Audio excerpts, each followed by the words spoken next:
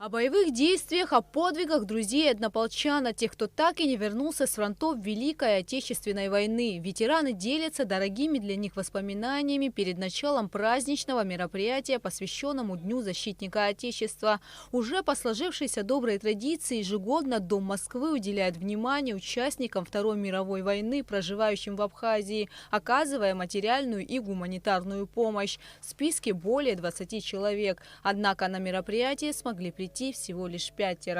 Героизм, проявленный вами во время Великой Отечественной войны, это великий пример, пример народного единства и пример для каждого из нас, пример для подрастающего поколения, которое тоже также присутствует в этом здании, и для будущих поколений.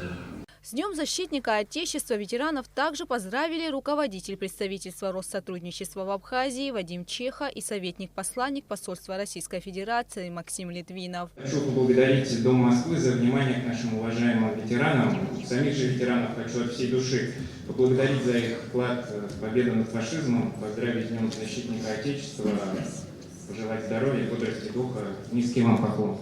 Разрешите выразить признательность всем вам, пришедшим, с одной стороны, почтить память, с другой стороны, подчеркнуть, выразить свое отношение и к Дню защитника Отечества, и к Дню Великой Победы, 75-летия которой мы будем отвечать в этом году. В этом смысле День защитника Отечества и День Победы содержательно между собой, конечно же, связаны. В этом отношении Абхазия всегда отличалась особого рода почтением и к присутствующим здесь, и к другим ветеранам, и к памяти о событиях Великой Отечественной войны.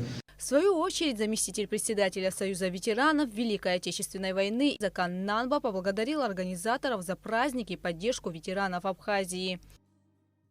Я еще раз хочу поблагодарить организаторов, еще раз хочу поздравить наших ветеранов, которые еще, несмотря на свой такой, чуть уже не юный возраст, но они держатся, они принимают участие, они хотят жить полноценной жизнью вместе со своим обществом, вместе с нами, вместе с вами. Спасибо всем.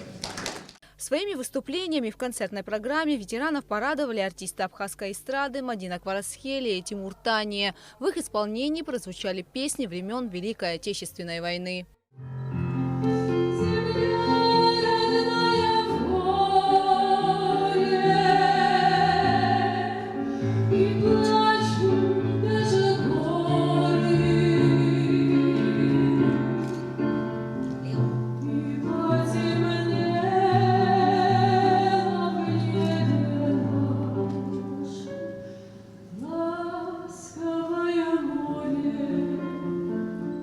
Порадовало ветеранов и молодое поколение. В концертной программе приняли участие учащиеся Сухумской второй средней школы.